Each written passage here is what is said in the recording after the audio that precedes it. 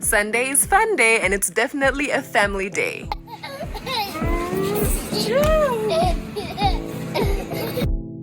Unfortunately, this week we didn't have a video planned for you guys, so we decided to take you along with us as we met up for an impromptu breakfast date with my sister-in-law, Kudzi. It's said that sister-in-laws are not so nice. Have you been nice? We spoke a bit about the interaction between in-laws in Zimbabwe. That's being a bully. There's nothing cultural about bullying.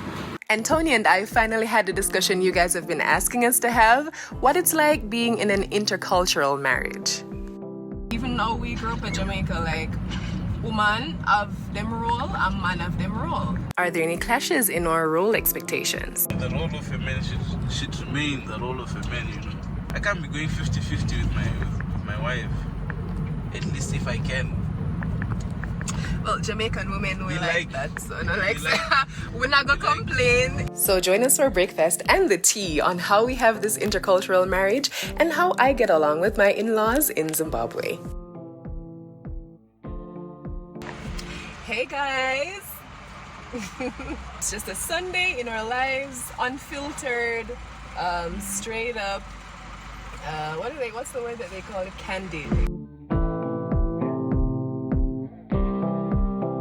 We're on our way to, decided to have breakfast, right? Yeah. Breakfast. This is not a usual thing. It's just a random thing this morning. So while driving to breakfast, we decided to answer a few of your questions on what it's like being married to each other. Me being a Jamaican and him being a Zimbabwean.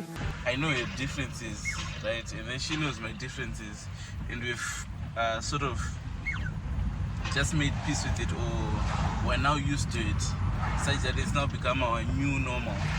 Yeah, So it's like creating our own culture. Yeah, so we really have like our own culture as a family, whereby we do things as you know, as us, me, my family, me, Tony, and Deb's family. Our own family unit, we've got our own cultures and our own systems that are not dependent on the other external or rather extended family or extended cultures. Yeah, I think for me, the biggest challenge has been language. That's the thing, and it's not even a challenge inside of my household. It's more of a challenge with living here. So, you know, a lot of people will say, well, doesn't your husband talk to you in Shona? Like, you're supposed to know Shona by now. And it's like, well, no, not really. We speak in English in the house. We do make it a point, though, that he learns Shona. So the help, you know, she speaks to him in Shona, and Tony speaks to him in Shona as well. And I speak to him in English. We speak to each other in English. And then sometimes we use patois when we get annoyed by something or I'm upset. Right? Yeah. We need to get something that can hold Someone to sponsor us a game. Guys, we call it content creating. It's not cheap. Like, to create top content, quality content. When you know, it's for you to meet your demands. Yes. You know, it's not cheap. So my hand is tired from holding this. Okay, yeah. There's this assumption that African men,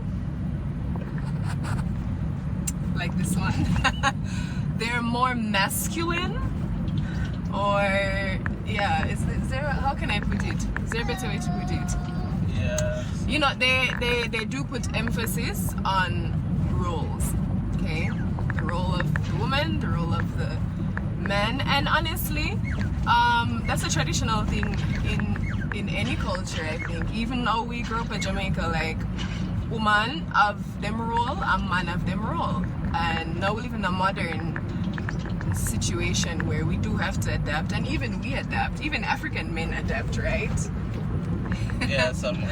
Yeah, they do. But then so, we still like, you know, the role of a man should remain the role of a man, you know. Yeah. There's some things, okay, at least in my opinion, I can't be going 50-50 with my wife, at least if I can. Well, Jamaican women we like that. So no, like, we're not gonna we like- complain if him not gonna go 50-50, babe. You can do your 80. We like to provide. I think that's part of our code. That's in our DNA as African men. So you're not going to see me. If my wife does groceries, okay, fair and fine. But I'm not the type to then, you know, force or coerce her to say let's go 50-50 or something. If I can, I will.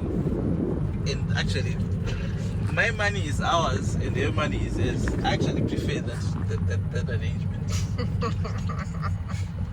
And I prefer it too. But at the same time, this is how we complement each other, because I was raised to look at it 50-50. I don't know if that's a bad thing or a good thing, but me feel the responsibility for bring something to the table too as a woman. Even though I'm a woman, I'm expected to do housework and stuff like that. I'm also a 21st century woman who's educated and have a profession, so a lot of the times I'm outside of the household. To me, in my head, I don't look to him. When I look to him for take care of everything, I don't look at it that way.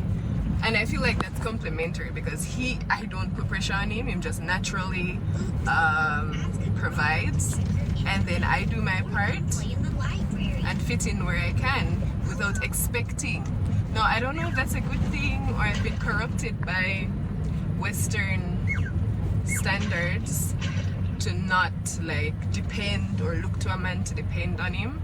But I think it works out well that way, that he has the mindset that he should provide, and I have the mindset that I should bring something to the table and not just sit down and depend on a man. And those two differences actually work out well for us, because I don't think, do you feel pressure from me? No. Yeah, I don't give him pressure. And ultimately, I think life is just all about balance. You know, you can't be too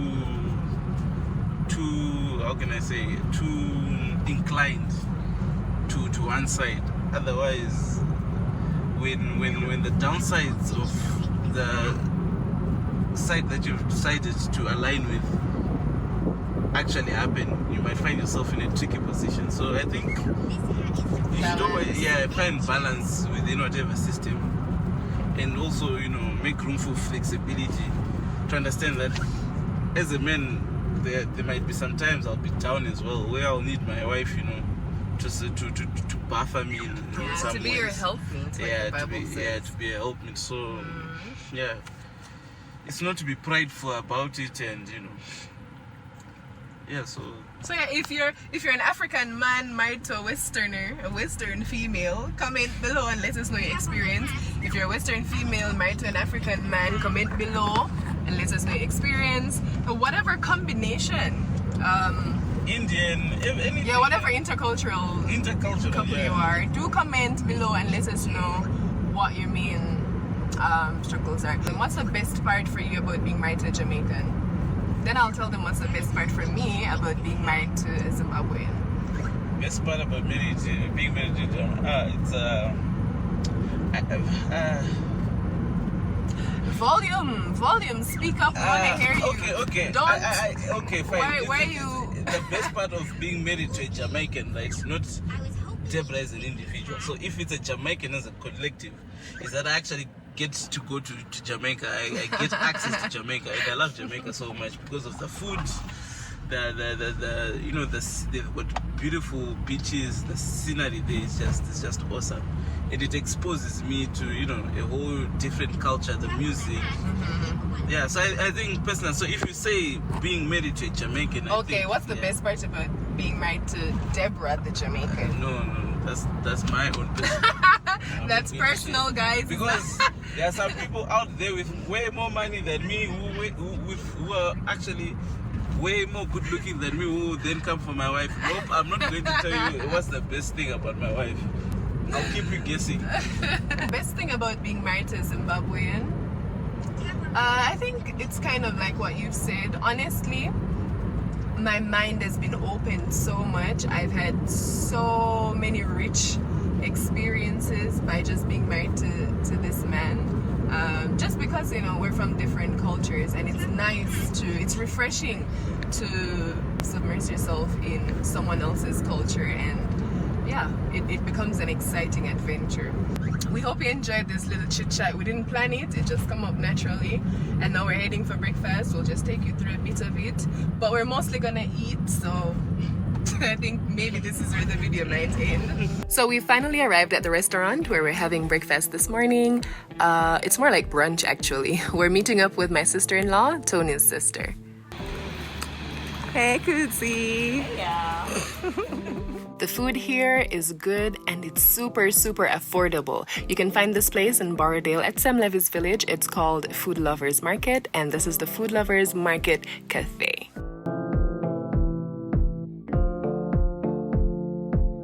Hi Tete. Hello, Debs. So this is Tony's sister. I call her Tete. In Shona it's like, what does it mean? Tete means your husband's sister, or it's your dad's sister. In Shona, he is considered my dad because he's a man. So patriarchy, hierarchy of sexes, blah blah blah. So I would be on the same kind of hierarchy level as his daughter. Imagine. And yet You're his older sister. I'm his older sister. It's funny you brought that up because we're actually talking about this in the car. Like, we wanted to tell our viewers what cultural differences we have and how we live with them. So like as my tete, my sister-in-law, it's said that sister-in-laws are not so nice. Have you been nice? Huh? I don't know. You tell me. She's been great, guys. She's a sweetheart. Have I been I don't know. nice? Why are you nice to me? Is it because I'm not Zimbabwean? No, it's got nothing to do with you not being Zimbabwean. Although we went across half the world to get to your wedding. Our trip to your wedding was like Gulliver's Travel or something. It took us 4 days to get to Jamaica from Zim because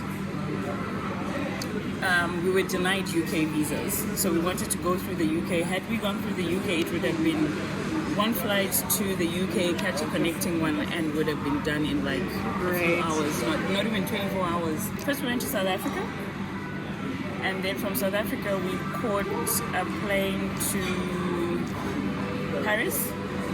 We had a layover in Paris, 6 hours I think, and then we went to Havana, Cuba. We were there for about 9 or 10 hours, but they gave us so much hell at immigration because we actually had to check out and wait for our next flight. So they gave us so much hell at immigration. It took us about 3 hours to be cleared out of immigration, and by then we had 6 hours left. We were supposed to catch the next flight and check in. So in the end, we just slept at the airport. Joburg, Paris, Havana, Panama City. We were in Panama City for I think another 8 hours. Please tell me from Panama you finally got to Jamaica. From Panama City, it was Kingston. So I had to seize this chance on camera to ask my sister-in-law how come she's not the evil sister-in-law that everyone says Mororas have. Yes, you're my Morora, but for me, you're just a person. You're like my sister. You're like a younger sister to me. So what I would, luckily for me, I don't have any blood younger sisters. I don't know how I'll deal with sisters. I like brothers. I love my brothers. So I think you're an extension now because you're part of the family. You're an extension of my brother's life. So if I'm going to be horrible to you, it means I'm also being horrible to my brother. Yeah. And it also means I'm going to be horrible to my nephew because that's your kid. I'm a blessed Morora. I don't have Morora problems. Okay? And also I like to mind my own business. I think that's the other reason why it works. So before we go, right, what do you think, like from your perspective, are challenges we'd have, like as a Zimbabwean and a Jamaican, being married and living in Zimbabwe? I remember I think it was one of your first visits. We met a certain aunt of ours, and she was speaking to you in Shona. Oh yeah. And it was like your first visit, and she was just being a bully. That's being a bully. There's nothing cultural about bullying. Right. Okay, so I think we need to make a distinction between practices that bully people and practices that keep the culture and the traditions. So someone, she knew you were a foreigner, and she's speaking to you in Shona, like, what is that? For me, that's just illogical. Right. Okay, you are not trying to foster a relationship, but you're just trying to bully someone. So I think that if you encounter people like that who don't, who are not emotionally intelligent enough to just want to incorporate and build relationships from the angle that they are, you would have a problem with that. But if you meet people who are just loving and accepting and who use their brains, Right. I don't think it would be hard. I don't know, you tell me, what has been the hardest cultural difference? Yeah, it's just Apart from visitors just showing up at your house. Yeah, you guys don't do that a lot, and you do call most times before you come, which is, I think that's the key. If you call and say I'm coming, it's cool. Even But- like without, I call and I say, I'm 5 minutes away. Are you home? I'm 5 minutes away. With you, it's okay. Like immediate family, it's fine. If someone I haven't spoken to in months, years, we don't have a connection, you never text or say hi, and then you're like, hi Debs, I'm 3 minutes away, I'm coming. Maybe it's not so awkward if they're just stopping by, but if you're like, you're planning to stay Yeah, for night, dinner. it depends. On who it Let's is. say, no, it depends on who it is, and it depends on the circumstance. Like let's say they got stuck in Harare, No, they're not stuck. unplanned. They're just in your They just neighborhood. randomly want. Yeah. Would you be welcoming? I would be, but in my heart, I'd be like, you could have just told me. Do you know were you don't coming. have a poker face? Do you know that? You don't have a poker face, so you don't like something. It Really? shows. It Yeah, shows. it shows. When you're annoyed, it shows. Like, oops, I don't think today was the right day. Hey guys, so it means if you show up, I don't have a poker face. So like read the signs, read the cues. I apologize in advance. Yeah, I'm sorry. If you come through There's a Shona song that unannounced, says Rure Guerrero in advance.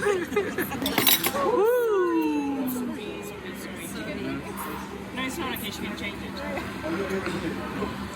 My sister's such a bum. No, she spoke my coffee. Why should I accept it? She can get me a new one. but yeah, I'll answer your question. The biggest challenge for me has been language. Yeah. Because like I always tell people this, I look the same, I'm black, no one can look at me and tell, oh, she's not Zimbabwean. So if they're speaking in Shona, by now I can hear a lot of Shona, but I still struggle with speaking. So then when I answered English, a lot of people assume I'm being uppity or Snobbish. snobbish, exactly.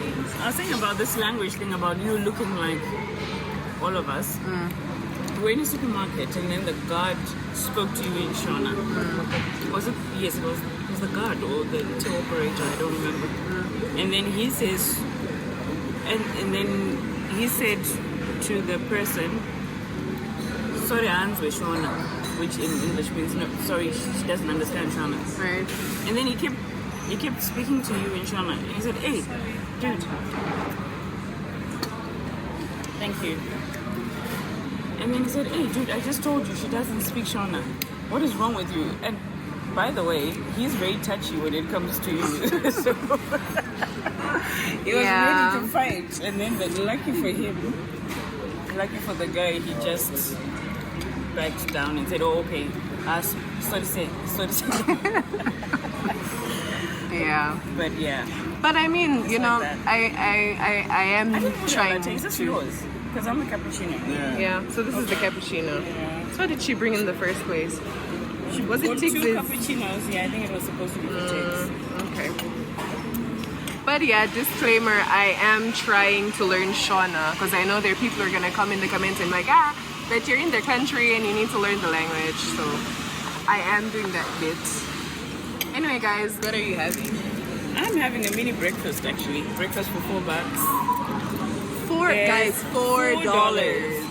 2 eggs, tomato, chips, bacon, toast is coming, and cappuccino is coming. 4 bags. My breakfast is maybe a steak and chips and a salad and 2 eggs. How much was it? $6. $6? What? Tiggs, how much was yours? What are you having, Tiggs? What are you having? Egg and what? Egg and what? Beans? What's this? Chips. How much was it? $4. Say 4. $4.